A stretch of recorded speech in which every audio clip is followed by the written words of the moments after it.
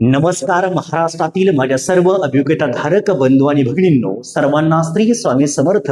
पवित्र पोर्टल शिक्षक भरती 2025-26 टेट परीक्षा 3 आणि या टेट परीक्षेच्या माध्यमातून जॉईन व्हायचं आणि आपलं आयुष्याचं स्वप्न पूर्ण करायचं याची वाट संपूर्ण महाराष्ट्रातील अभियोग्यताधारक पाहत असतानाच 15 जून ही त्या ठिकाणी जाहिरातीसाठी शेवटची तारीख दिली असताना बऱ्याच संस्थांनी अजूनही रोस्टर तपासले नाही आणि यावरती आवाज उठवायचं काम ज्या संघटना काही वर्षापूर्वी करत होत्या त्या संघटनांच्या अध्यक्षांना माझी विनंती असेल, ज्या वेळेस आज तुमची गरज असताना तुमच्या संघटनांचा वापर कुठेतरी झाला पाहिजे, परंतु आज त्या संघटना कुठेतरी शिथिल झाल्या आहेत का असाही प्रश्न खरं तर निर्माण होतोय. परंतु सांगायचं एवढंच आहे की या ठिकाणी या व्हिडिओच्या माध्यमातून माझ्या सर्व बंधू आणि भगिनींना मला सतर्क करण्यासाठीचा हा माझा अट्टहास, हा माझा छोटासा प्रयत्न आहे. खऱ्या अर्थानं मी जर पाहिलं तर माझ्या संपर्कातील काही अभियोग्यताधारक, मी प्रत्येकाच्या संपर्कात असताना मला असं अनुभवायला मिळतंय की हे सर्वच्या सर्व अभियोग्यताधारक त्यांच्या डोक्यामध्ये असं आहे की ही भरती त्या ठिकाणी जुलैपर्यंत पूर्ण झाली पाहिजे आणि ऑगस्टला त्या ठिकाणी आम्ही आमच्या शाळेवरती जॉईन झालो पाहिजे. मी सुद्धा तुम्हाला एक रोडमॅप तयार करून दिला, तो रोडमॅप देखील तसाच होता. माझीही इच्छा होती की तुम्ही 1 ऑगस्ट पर्यंत सर्वच्या सर्व शिक्षक त्या ठिकाणी केले पाहिजेत. परंतु आपण काल काही मागण्या पाहिल्या, त्या मागण्यांवरती संघटनांनी विरोध करायचं सोडून त्यांना साथ देतात का असाही प्रश्न त्या ठिकाणी निर्माण झालाय. परंतु आज जर आपण कुठेतरी आंदोलनाच्या माध्यमातून त्या ठिकाणी सरकारला सुचवलं की खऱ्या अर्थानं ही भरती लवकरात लवकर पूर्ण करा, आपले 2025-26 जे अभियोग्यताधारक आहेत ना त्या ठिकाणी मदतीसाठी उभे आहेत, ही भरती लवकर करा कारण की आम्हाला त्या ठिकाणी जॉबची गरज आहे. पण हेच सांगताना माझ्या प्रिय अभियोग्यताधारकांनो, माझं स्वतःचं जिवंत उदाहरण तुम्हाला सांगतो.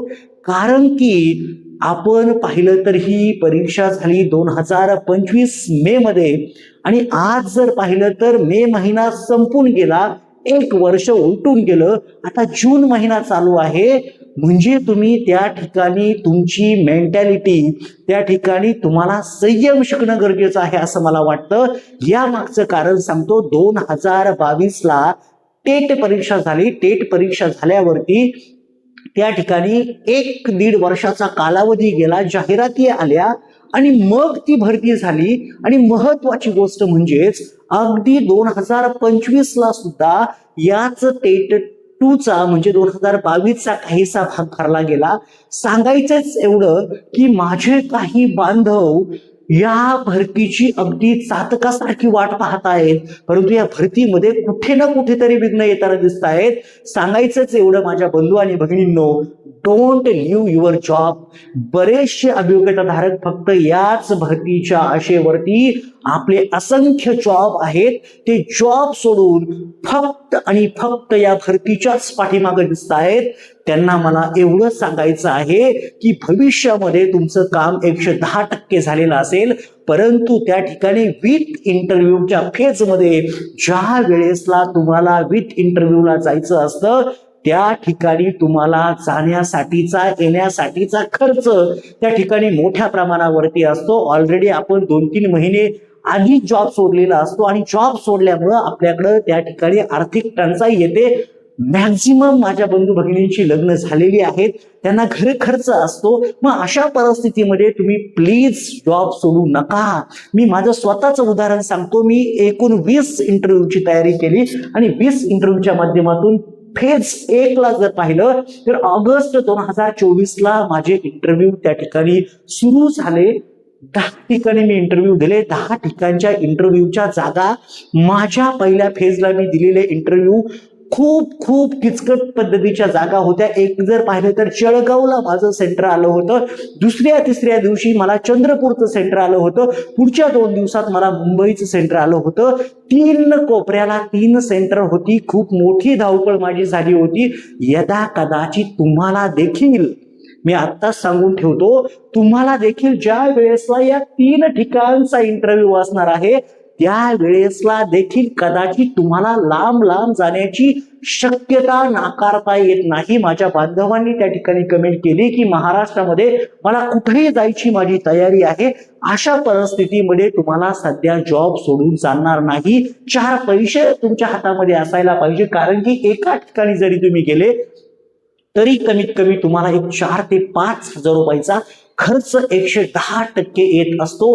म्हणजेच हा 5-5 हजार रुपयाचा जरी खर्च धरला तरी 15 ते 20 हजार रुपये तुमचे विथ इंटरव्ह्यू अटेंड करण्यासाठी 100% जाणार आहेत. आणि तेवढं तुम्हाला जर तुम्ही आधीच 2-3 महिने जॉब सोडून बसलेले आहात, तुम्हाला आधीच पैशाची टंचाई आहे आणि त्याच्यामध्ये तुम्हाला दुसऱ्याकडे इंटरव्ह्यूला जाण्यासाठीचे पैसे मागण्याची वेळ येऊ शकते. म्हणून तुम्हाला सांगतोय, please don't leave your job. जोपर्यंत तुम्ही त्या ठिकाणी परफेक्ट तुमचा इंटरव्ह्यू होत नाही, तुमचं कुठेतरी सिलेक्शन होत नाही, तोपर्यंत तुमच्या हातामध्ये ऑर्डर मिळत नाही, तोपर्यंत तुम्ही ज्या ठिकाणी जॉब करताय सोडू नका. अगदी मी म्हणतो त्या संस्थेला रिक्वेस्ट करा, त्यांना सांगा अजून 2-3 महिने आमचं काम होत नाही, तोपर्यंत मी तुमच्या शाळेमध्ये शिकवतो, किंवा तुमच्या त्या ठिकाणी, किंवा काही जण प्रायव्हेट क्लास घेत असतील तर त्यांनी ते क्लास चालू करा, चालू ठेवा. तुम्ही लगेच बंद करू नका, कारण की तुमची आशा आहे लगेच भरती व्हावी. परंतु आता भरतीचं पुढं काय होईल आणि किती दिवस जातील हे आपणही खरं तर सांगू शकत नाही. मग ह्या 2-4 महिन्यांचा कालावधी तुम्ही त्या ठिकाणी लॉसमध्ये जाऊ नये अशी माझी प्रामाणिक इच्छा आहे. कारण की मी तुम्हाला सांगतो, फेज 2 मध्ये पहा, फेज 1 माझी ऑगस्ट 2024 ला होती. अगदी 15 ऑगस्टच्या दिवशी मी आदल्या दिवशी जळगावचा इंटरव्ह्यू पूर्ण केला आणि 15 ऑगस्टच्या दिवशी मी त्या ठिकाणी स्वातंत्र्य दिनाला कॉलेजमध्ये उपस्थित होतो. 14 ऑगस्टला मी जळगावला इंटरव्ह्यू दिला आणि 15 ऑगस्टला कुठे होतो तर इथे होतो. सांगायचंय काय तर मी असा एकही दिवस त्या ठिकाणी पाहिला नाही. 10 दिवसांमध्ये मी 10 ठिकाणच्या इंटरव्ह्यूला अगदी रात्रंदिवस माझे प्रवास चालू होते, अटेंड करायचं काम करत होतो आणि खर्चही त्या ठिकाणी मोठ्या प्रमाणावरती येत होता. फेज 2 चे इंटरव्ह्यू आमचे जुलै 2025 ला झाले. तेथेही माझ्या नशिबाने मला पुणे जिल्ह्यातले जवळपास 8 ते 9 ठिकाणं माझ्या पुणे जिल्ह्यातलीच मला मिळाली आणि 2-3 ठिकाणं ती मीच खरं तर बाहेरची दिली होती, कारण की मला त्या ठिकाणी जायची इच्छा होती. फ्री घेणारी कॉलेज होती आणि चांगल्या पद्धतीने मी ते इंटरव्ह्यूसाठी फेस केले होते. आणि नशीब पहा, पहिल्या 10 ठिकाणी मी खूप प्रयत्न केले, परंतु त्या एकंदरीत कॉलेजचं वातावरण आपल्याला सूट झालं नाही, किंवा अदर काही फॅक्टर असतील. मी त्या फॅक्टरमधून बाहेर पडलो आणि फेज 2 मध्ये नशीब उजाळलं. ज्या 1 वर्षापूर्वी मी तुमच्या सारखाच ज्या ठिकाणी तुम्ही आता आशा लावून बसलेले आहात त्याच प्रमाणे मी आशा लावून बसलेलो होतो. नशीब उजाडलं गेलं, स्वामींची कृपा झाली आणि एकाच फेजमध्ये, एकाच भरतीमध्ये आपण जर पाहिले तर 6 ठिकाणचे मला कॉल आले. खऱ्या अर्थानं पाहिलं तर 10 ठिकाणी जुलै 2025 ला मी पाहिलं तर लेफ्ट. मी जॉब कधी सोडला होता तर 26 जुलैला सोडला होता. 21 जुलैपर्यंत आमचे इंटरव्ह्यू होते. 21 जुलैला मला क्लिअर झालं की माझं सिलेक्शन कुठंतरी होणार आहे, फिक्स होणार आहे. माझं डीव्ही त्या ठिकाणी 24 जुलैला माझं डॉक्युमेंटेशन झालं एका संस्थेमध्ये आणि त्या ठिकाणी मी 26 जुलैला जॉब लेफ्ट केला. जॉईनिंगच्या डेट अगदी 1 ऑगस्ट पासून आली. मला 1 ऑगस्ट डेट होती जॉईनिंगची. त्यानंतर भारतीय विद्यापीठाची 4 ऑगस्टची डेट होती.